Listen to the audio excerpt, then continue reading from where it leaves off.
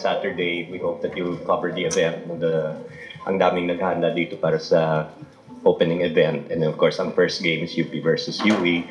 And that will be a taste of the whole season. That's an appetizer we promise will be very exciting. So the whole group, of course, of 8 welcomes you to the new season. Galing kami sa pinakababa.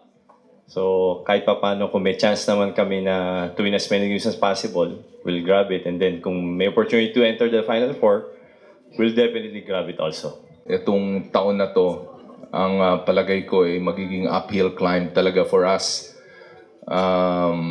Napakalaki ng disparity ng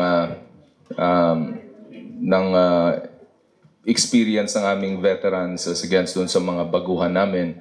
But it's not going to be an excuse for us not to give it our best all the time. With 9 rookies coming in, hopefully we can perform a lot better this season compared to last year. For sure po, FU will do its best this year, and hopefully we'll have a favorable outcome after this season. And we have to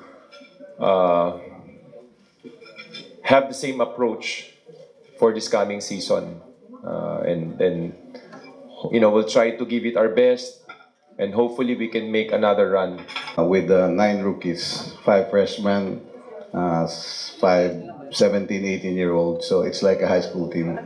But that doesn't stop us from trying to pull some surprises this season. Hopefully we have a good chance for this year, and yun muna yung ini-aim namin is the Final Four. This season, the veterans are gusto nilang i-prove na yung last year, yung mistake nun is magiging better yung season namin this UAP season.